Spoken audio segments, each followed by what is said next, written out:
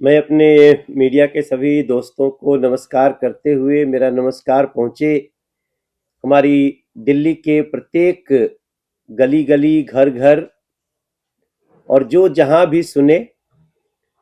मैं आज बहुत ही महत्वपूर्ण दो विषय आपको रखने वाला हूं और ये इस समय की चर्चा का बहुत महत्वपूर्ण सोपान है। जब देश में ये चर्चा चल रही है कि हमारा देश कहां पहुंचा और 2047 तक कैसे विकसित भारत होगा, जब संसद भी चल रही है और संसद में कई ऐसे लोग जो लगातार महिलाओं का, दिव्यांगजन का, देश के अन्य लोगों का अनादर करते रहते हैं, उनके कभी अधिकारों को देने का प्रयास भी नहीं किया, सदन में उठ उठकर बीच में चैलेंज करते हैं। आज मैं अपनी इस छोटी सी प्रेस कॉन्फ्रेंस में ऐसे राहुल गांधियों को चैलेंज करना चाहता हूं। राहुल गांधी एक सांसद है, राहुल गांधी जी, मगर मैं राहुल गांधियों इसलिए प्रयोग कर रहा हूं कि ऐसी सोच के बहुत सारे लोग हैं जो कहते तो कुछ है लेकिन उनकी छुपी हुई मानसिकता कुछ होती है और वो इतना धोंधापना है कि वो प्रकट हो जाता है। तो मैं जब आपके सामने बैठा हूं तो याद रहे कि मैं अभी कल ही जब चर्चा चुनाव सुधारों पे शुरू हुई है तो इलीगल घुसपैठियों पर कार्रवाई करने के बात पे ही वॉकआउट कर गए और उन लोगों ने हमारे देश की महिलाओं के साथ और दिव्यांगजन के साथ क्या किया और वर्तमान में क्या हुआ है, मैं छोटा सा एक अंश आप सबके सामने रखना चाहता हूं और अंत में अपनी एक बात कहूंगा। दोस्तों, इस देश में बेटी पैदा हो तो लोग उसको संकट समझ लिया करते थे। भ्रूण हत्या का दौर चल पड़ा था। आज बेटियों के पैदा होने पे बाजे बज रहे हैं। आज बेटियों के पैदा होने पर कई जगह, इंक्लूडिंग मैं भी उसमें शामिल हूं, जो बड़े धूमधाम से इसको हम सेलिब्रेट कर रहे हैं। आजकल बेटियां हर क्षेत्र में यश कमा रही हैं, नाम कर रही हैं, भारत का रोशन कर रही हैं नाम। तब ये जानना बहुत जरूरी है कि हुआ कैसे, और पीछे के कांग्रेस की सरकार हो या यूपीए की सरकार हो, उन लोगों ने क्या इसमें कोई भी ध्यान दिया था? सरकार का बहुत बड़ा योगदान होता है सामाजिक कुछ रीतियां चलने में और अंधविश्वास फैलने में और गलत बातें फैलने में। मैं आप सबको बताऊं, इसी 10 साल में जब हम लोग तीसरी बार नरेंद्र मोदी जी को प्रधानमंत्री के रूप में देख रहे हैं, आज देश की प्रत्येक महिला को यह गर्व होता है कि महिला आरक्षण उनको मिल चुका है। महिला आरक्षण 2026 से अब लागू भी हो जाएगा बड़ी तेजी से। उसके सारे जो जरूरत की जरूरी बातें होती हैं उसको, उस मानकों को हम पूरा कर रहे हैं। लेकिन जब मैं आपको कुछ पॉइंट वाइज बात बताऊं कि नारी शक्ति वंदन अधिनियम के माध्यम से सशक्तिकरण तो हुआ ही है, सशक्तिकरण के साथ साथ जो अधिकारों का महिलाओं को एहसास हुआ है वो अनुपम है। आज जब हम कहीं जाते हैं चुनाव प्रचार करने, अभी अभी बिहार से लौटे हम लोग, सवा महीना रहे, क्या ऐसा हुआ कि बिहार की सारी महिलाएं नो, कोई महागठबंधन लठबंधन हमको नहीं चाहिए, हमें मोदी जी और मोदी जी का अलायंस एनडीए चाहिए? कारण क्या हुआ? क्योंकि वो मात्र सशक्तिकरण की बात नहीं, अब वो लीड कर रही है। और उसके पीछे कारण हुआ है जो मैं आपको बता दूं कि एक जो भारतीय राजनीति में जो महिलाओं के विकास को रोकने वाला एक कांच था ना, उसको मोदी सरकार ने तोड़ दिया। उड़ो बहनों, चलो बेटियों, अब केवल बेटी बचाओ तक की बात नहीं है, अब बेटियां लीड कर रही हैं संख्या में भी। जब प्रधानमंत्री जी मोदी जी के नेतृत्व में भाजपा की सरकार ने नारी शक्ति को भारत की आर्थिक प्रगति का प्रमुख प्रेरक शक्ति बनाया है, और इसको अब देश की महिलाएं समझ रही हैं। हम सिर्फ प्रेस कॉन्फ्रेंस तक सीमित नहीं है, मगर यह चर्चा का विषय बने, ये बड़ा आवश्यक है। वित्तीय सुरक्षा और बालिकाओं के भविष्य की सुरक्षा। आप सोचिए, ये जो पन्ना फाड़ू नेता है जो बार बार चैलेंज करते हैं, मैं आज राहुल गांधी को और राहुल गांधियों को चैलेंज करना चाहता हूं। मैं तीसरी बार का सांसद हूं कि आप बताइए, जो जो बातें आज हम करने जा रहे हैं, क्या इसका 10% भी आप लोगों ने किया, जिसके कारण लोगों को यह भय न हो कि हम बेटी न पैदा हो जाए? तब मुझे पूरा विश्वास है कि जब हमारी बात पहुंचेगी राहुल गांधी जी तक, तो इसका जरूर जवाब देंगे। उनको मेरा चैलेंज है। आपको मैं एक डेटा बता रहा हूं कि आज 10 करोड़ से अधिक महिलाएं 91 लाख स्वयं सहायता समूहों से जुड़ चुकी हैं और संगठित हो गई। 91 लाख से ज्यादा स्वयं सहायता समूह होता है। हम लोग हर जिले में उसकी मीटिंग कर रहे हैं, महिलाएं आती हैं, हम डीएम के साथ उसका हम चेयरमैन होते हैं, और वो उसमें 10 करोड़ से ज्यादा महिलाएं इन सहायता समूहों के माध्यम से उसको एनआरएलएम के तहत DAYNRLM के तहत संगठित हैं। 1,48,00,000 महिलाएं लखपति दीदी बन चुकी है।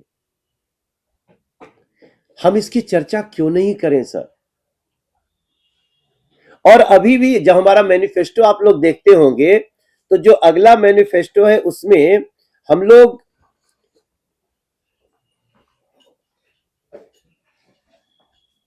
सरकार ने मुद्रा ऋण में 33 लाख करोड़ स्वीकृत किए हैं। ध्यान से दुनिया देश सुने, 33 लाख करोड़ प्लस।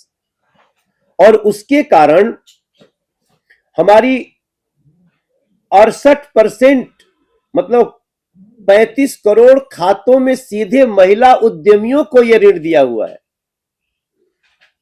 हमारी बहनें सशक्त क्यों नहीं होंगी? और आपको जान के खुशी होगी, चूंकि मैं डेटा वाइज बोल रहा हूं इसलिए बीच बीच में मैं अपनी सहायता ले रहा हूं कागज का। आप देखिए, इसके कारण भारत की महिला श्रम शक्ति की भागीदारी जो 2017-18 में 23% तक लाई गई थी, अब वो 41% हो गई है। आज महिला स्वामित्व वाली एमएसएमई दोगुनी होकर 1,92,00,000 हो चुकी है। अभी कई ऐसी जगह आप देखेंगे जो महिला केंद्रित सहकारी समितियों द्वारा समर्थित है और महिलाओं के लिए 60% नौकरियां आरक्षित करने वाले पीएम मित्र पार्क और राज्यों में केवल महिलाओं के लिए समर्पित इंडस्ट्रियल पार्क बनाए हैं। राहुल गांधी जी सुने तो थोड़ा बताएं। केजरीवाल तो साहब है ही नहीं, पता नहीं कहां, आजकल दिखते ही नहीं हम लोगों को। इसमें हमारा जो 2047 तक का लक्ष्य है, आपको जान के अच्छा लगेगा कि 70% महिला कार्यबल भागीदारी का लक्ष्य निर्धारित किया गया है कि 70% महिलाएं हमारी इन सारे कार्यों में भागीदारी लें। वो क्योंकि नरेंद्र मोदी जी का थॉट है, उनका मानना है कि अगर घर की महिला सशक्त हो गई ना, तो फिर परिवार के सशक्तिकरण का रास्ता बड़ी आसान हो जाता है। ऐसे ही एक विषय है वित्तीय सुरक्षा और बालिकाओं के भविष्य की सुरक्षा। एक छोटा सा डेटा में देख के आपको बताऊंगा कि यूपीए में भी राष्ट्रीय बालिका बचत योजना शुरू थी, लेकिन उसमें जागरूकता की कमी, सीमित पहुंच, कम ब्याज दर और कड़े निकासी के नियमों के कारण बहुत विफल रही। आज मोदी सरकार की सुकन्या समृद्धि योजना, आज ये योजना उच्च ब्याज दर देती है, लंबी परिपक्वता अवधि है और अधिक सरल निकास, जब मन करे तब उससे अलग हो जाओ, ये भी सुरक्षा दी हुई है। और आज उसके कारण जो बालिकाओं के, बेटियों के पैदा होने के बाद जो बाजे बजते, जो मैंने बताया, उसका मेन रीजन है। और 4 करोड़ से अधिक खाते खोले जा चुके हैं इसके। लाभार्थी 1,50,000 तक की कर कटौती का भी लाभ ले रहे हैं।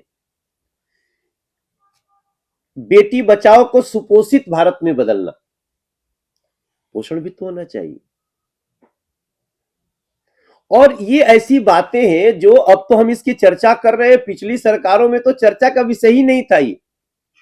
आज भी उनकी जो संसद में चर्चा हो रही है, सब नकारात्मक चर्चा।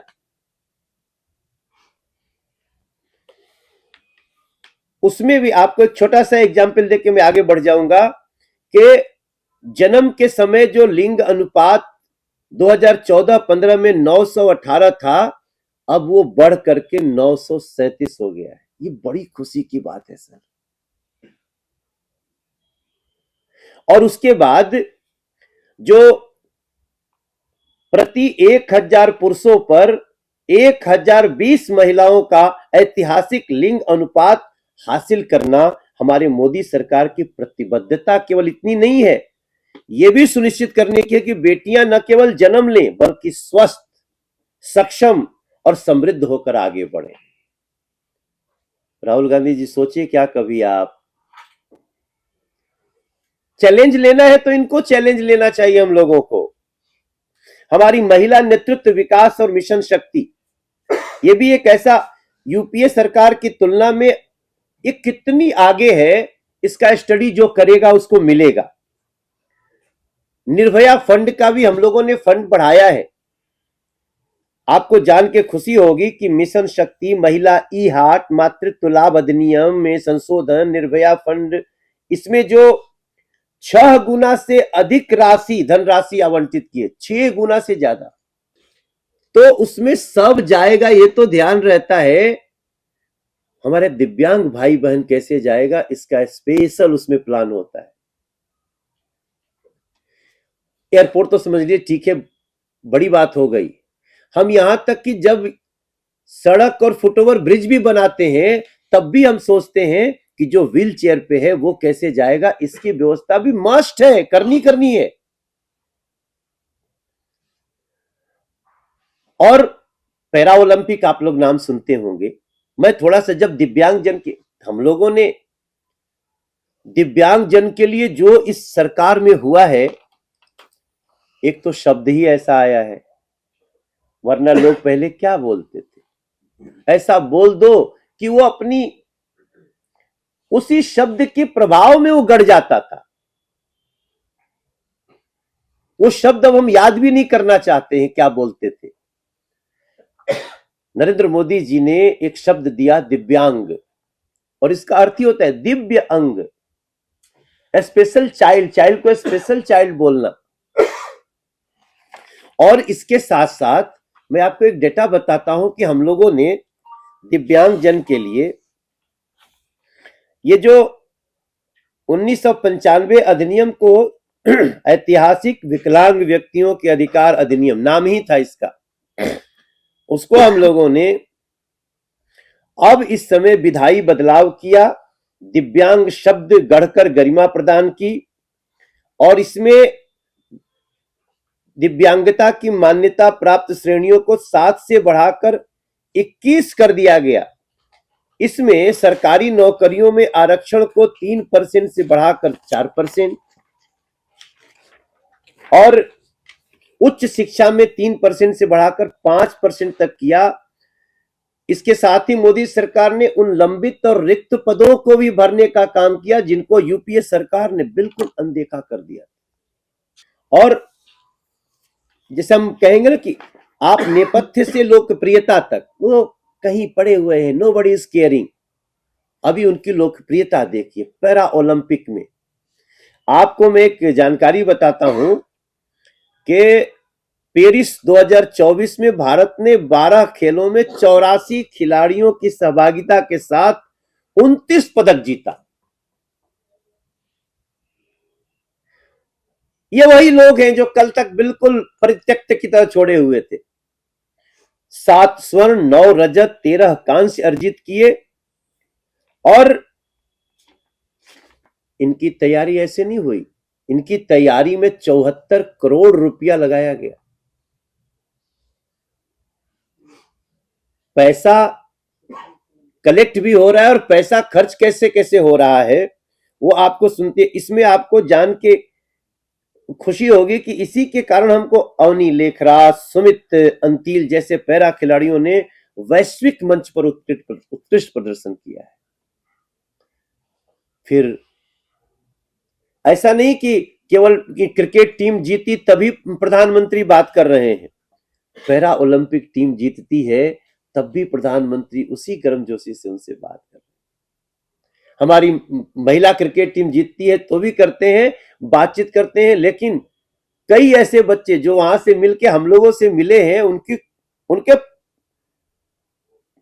परफॉर्म करने की शक्ति का जो इजाफा होता है,